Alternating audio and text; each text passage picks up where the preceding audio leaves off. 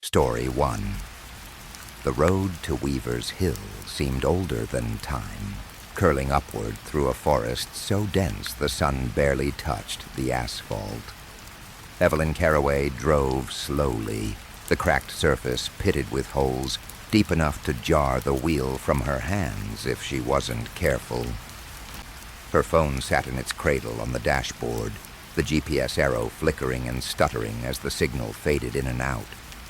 She didn't need the map. Not really. The house was infamous in Brambleford, whispered about by children, ignored by adults. The Harrow House. A name spoken the way you'd speak about a storm on the horizon. Now it belonged to her. The lawyer's voice still rang in her ears.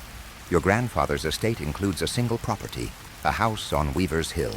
We recommend you inspect it promptly. He hadn't said much more. No fond anecdotes. No warm congratulations. Just the facts. The cold facts. Her grandfather had never mentioned the house to her. Evelyn's childhood memories of him were sparse and strange. Holidays where he'd sit apart from the family, staring into the middle distance, a glass of untouched whiskey in hand. The road narrowed further until the trees knit together overhead, their branches forming an arch of bone. The light thinned, turning the world a muted green. Evelyn tightened her grip on the steering wheel. When she finally saw the driveway, it was like the earth itself had opened a jagged mouth. Gravel crunched beneath the tires as the trees fell away, and the house appeared. It was taller than she'd imagined, 3 stories, its once white siding now gray and peeling. The windows were what caught her attention most. Not dusty, not cracked, perfectly clear. They reflected the fading sunlight with a brightness that felt almost wrong, as if they weren't glass at all, but something alive. Her car rolled to a stop. For a moment she sat there, engine idling, watching the house through the windshield. She told herself she was just taking it in, but deep down, she knew she was hesitating. Finally, she killed the engine and stepped out. Inside, the cold hit her first, sharp, clean, and almost metallic. She clicked on her flashlight, the beam slicing the dim interior. The hallway stretched ahead, lined with old photographs in blackened frames. The people inside them wore clothing from another century, stiff collars, long skirts. Every single one of them faced slightly away from the camera, eyes turned toward something just out of frame. The floor creaked beneath her boots as she moved toward the parlor.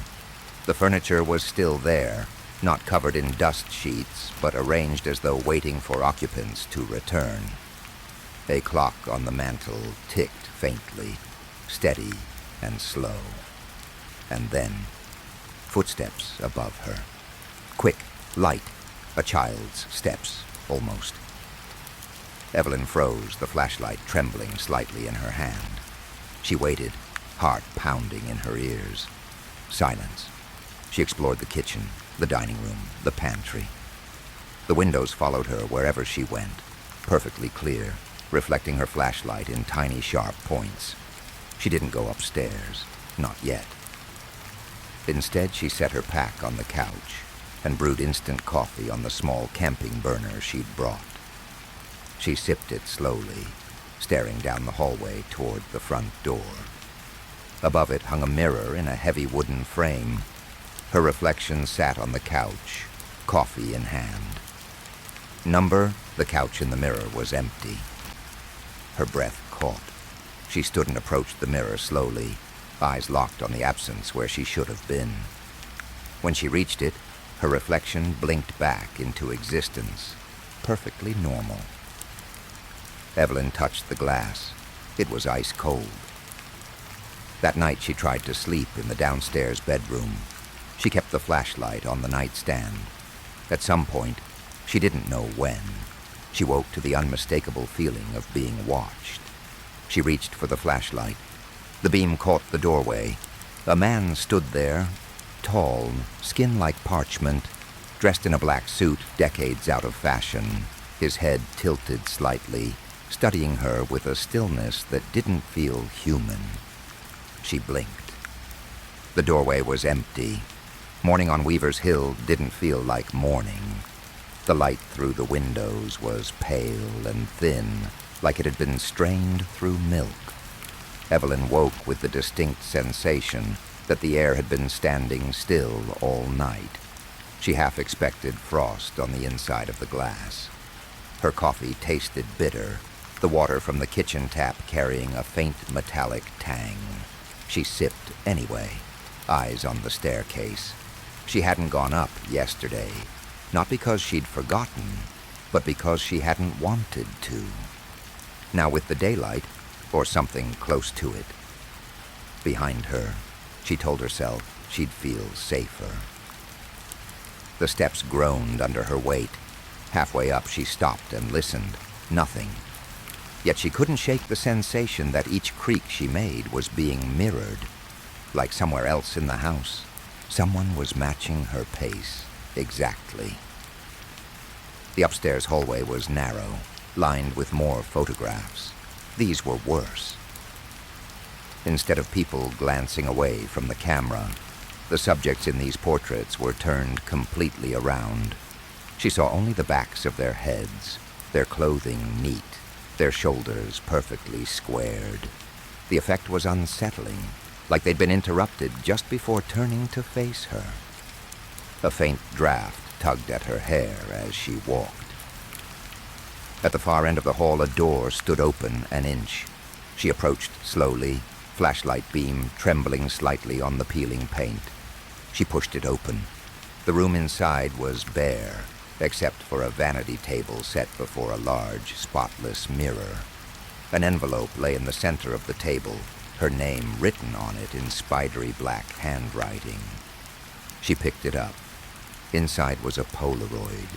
It showed her, asleep on the couch downstairs.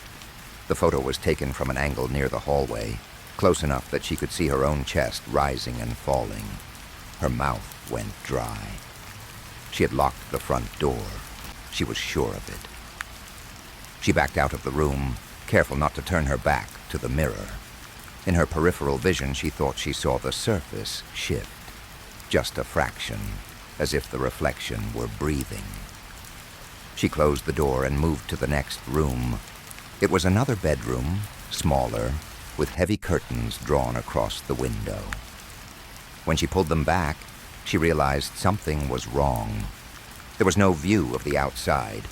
The window showed the upstairs hallway she had just walked down, and in that reflection, a man in a black suit stood behind her. She spun dash. The hallway was empty. Her breathing came fast now. She descended the stairs 2 at a time, clutching the Polaroid, every instinct screaming to get out. But when she reached the front door and twisted the knob, it wouldn't turn. Not locked. Frozen. She yanked harder. The wood around the frame shuddered but didn't give. It was like the door had grown into the house. And then, from somewhere deep inside, she heard it. Footsteps. Slow, heavy, coming down the stairs. The footsteps stopped before reaching her. Evelyn's grip tightened on the Polaroid. She forced herself to look up the stairs. Nothing. The air was still, thick, like the whole house was holding its breath. She moved back into the parlor, scanning for anything. A window she could break, a back door she'd missed. But every window she touched was solid. Not just glass, but something cold and unyielding, like stone polished to a mirror finish. In each one, her reflection followed her movements with perfect synchronicity, until she looked away. Then just at the edge of her vision, she'd catch it lagging behind. She returned to the hallway. The front mirror seemed larger now, swallowing more of the wall than before. In it, the parlor looked darker, deeper, as though it didn't match the space she was standing in. Then she saw movement in the reflection, a shadow sliding along the ceiling, spidery and boneless. Her heart kicked against her ribs. She turned to look. Nothing. But in the mirror it was still there, clinging to the ceiling just above her. She backed away until her shoulders hit the wall. Somewhere upstairs, a door slammed shut. By afternoon, she'd exhausted herself, trying every exit. The kitchen door led to a brick wall. The basement stairs ended in bare earth. Even the chimney was blocked. She'd climbed partway in before she realized the interior was lined with the same smooth, reflective surface as the windows. She ended up on the couch again, staring at the Polaroid. The longer she looked, the more she realized something she had missed before. There was someone else in the photograph. In the far corner of the frame, just a blur, but shaped like a tall man leaning forward. Her grandfather's voice came back to her suddenly. Not from memory, but clear, close, like he was whispering right in her ear, "Don't let them turn you around." That night she heard whispers, not words, breath, as if the house itself were leaning close to her ear. Every mirror she passed seemed to hum faintly, a sound you could feel in your teeth. When she walked by the front mirror again, she caught herself in it, only not quite herself. The reflection's head tilted, just slightly. In a way she hadn't moved. She froze. The reflection smiled. Her knees went weak. She stumbled back, knocking over a side table. The reflection remained upright, still smiling, its eyes too dark, too wide. Then slowly, it began to turn, its shoulders twisting away from her, showing the back of its head. She thought of the photographs upstairs, and then she heard the footsteps again, not upstairs this time, behind her. She ran for the stairs without looking back. She thought she heard the footsteps following, but heavier now, like boots slamming against the wood. She reached the room with the vanity table, slammed the door shut, and pressed her back against it. The mirror there was different. She could see herself clearly, but the background wasn't the room she stood in. It was outside, the woods, the driveway, her car. And standing next to the car was a pale man in a black suit, holding something small and white, a Polaroid camera. He raised it toward the mirror. The flash went off. Evelyn's vision exploded in white. When she could see again, she wasn't in the bedroom anymore. She was standing in the hallway outside it. The photographs on the walls were different now. Each frame held her image, standing in various rooms of the Harrow house, always with her head turned slightly away, always frozen mid-step. She backed toward the stairs, but they weren't there. The hallway just kept going, lined with more photographs of herself, until her stomach turned and she realized the photos weren't past moments. They were happening right now. In the one beside her, she could see her own hand lifting toward the frame, even as she felt herself doing it. The air thickened. The whispering returned, now shaping words she could almost understand. Just turn around. She felt a presence at her back, tall, unmoving, patient. Her whole body screamed to look, to confirm it was there. She didn't. Instead, she ran. The hallway seemed to stretch endlessly, the pictures blurring together. She stopped only when she saw the front mirror ahead, looming larger than ever, filling the wall from floor to ceiling. She was so close she could see her own breath against it. In the reflection, the house behind her was empty. No presence. No man. She reached for the glass. Her reflection reached back and turned. Somewhere, deep inside the Harrow house, a new photograph slid into place on the upstairs wall. Evelyn Carraway, back to the camera, head slightly tilted toward something just outside the frame. And the house waited for the next visitor. Story 2. The rain had been falling for 6 days straight, turning Wickford's narrow, uneven streets into glistening black ribbons. Detective Claire Halston sat in her idling sedan, staring through a windshield streaked with slow, lazy arcs of the wipers. Every building looked half swallowed by fog, the glow of the street lamps blurring into halos. On the passenger seat was a slim case file with Emily Vance's name stamped in block letters. Inside, 6 photographs, 3 pages of statements, and a burned CD labeled simply WCKD, Last Transmission. Claire had listened to it a dozen times. She could recite every pause, every catch in Emily's breath. Emily's voice was soft but trembling. "If anyone hears this, I'm sorry. I let him in. I didn't know what he was." The official story was that Emily, a 29-year-old freelance journalist, had been working late at the Wickford community radio station when she made that recording. She vanished hours later.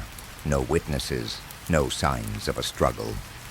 Just the message, left looping on air until sunrise. Claire had heard stranger cases, but there was something about this one that had burrowed under her skin. Emily's apartment was 3 blocks from the station, perched above a shuttered antiques shop whose window displayed a collection of dust-choked mannequins. The stairwell smelled faintly of wet plaster and rust. The landlord was a stooped man in a wrinkled sweater who handed over the keys with shaking hands. "Don't stay too long after dark," he murmured. She didn't. Claire stepped into the apartment and flicked on the lights. Nothing had been touched since the original search. 2 plates in the sink, laundry draped over a chair, a mug with dried coffee at the bottom. On the desk by the window sat an old boxy radio, its power cord dangling loose. She stepped closer. Static crackled from the speaker. Slowly she turned the dial. The static broke. "If anyone hears this..." Emily's voice again, but not the version Claire knew. This one was different, faster, almost panicked. "He likes the quiet hours, the gaps between midnight and morning. He's in the walls now. Sometimes he pretends to be me. If you hear my voice, don't answer." Claire's gaze drifted to the corner, where the plaster bulged outward, the paint faintly discolored. The floor creaked under her as she stepped back, and the radio fell silent. Then she heard it, not from the speaker this time, from inside the wall. "Claire, can you hear me?" Her heart jolted. She hadn't told anyone she'd be here tonight. She drew her sidearm and followed the sound into the bedroom. The walls here were plastered with photographs, dozens of them, of Emily's face, each slightly different, but with her gaze angled away, as if looking at something over the photographer's shoulder. In the bottom corner of every print, scrawled in a jagged hand, "Stay quiet." The bulge in the wall here was bigger, rising and falling slowly, as though it were breathing. Claire reported what she'd found, but the local PD seemed eager to dismiss it. "Old buildings settle," they told her. "Walls shift, rodents, pipes." She knew better. That night she checked into a roadside motel on the outskirts of town. The case file spread across her bed. In her notes, she'd circled a name, Thomas Reed, the last person to see Emily alive, according to her phone records. He'd called her at 12:47 a.m., minutes before the broadcast began. She called him. No answer. Thomas's apartment smelled of mold and stale cigarettes. He was pale, hollow-eyed, and spoke like someone rehearsing every word.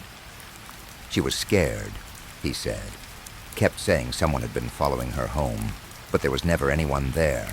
Then she started hearing things, voices in her own apartment. Voices? Claire asked. Yeah, said they sounded like her, exactly like her. The Wickford radio station was little more than a converted storage unit with peeling paint and a single studio booth. Claire replayed the original broadcast through the station's system, headphones pressed tight. Halfway through, she caught something faint, barely audible under Emily's voice. A second voice, whispering in sync with her words. She isolated the track. The whisper wasn't perfectly aligned. It lagged behind by a fraction of a second. And it wasn't quite human.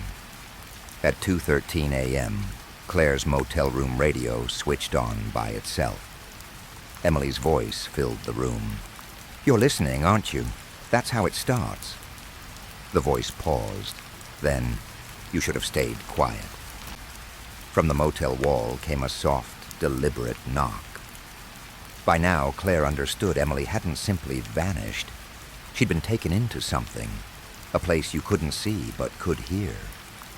The static, the photographs, the breathing walls, they weren't random clues. They were an invitation, one you couldn't refuse once you'd heard it.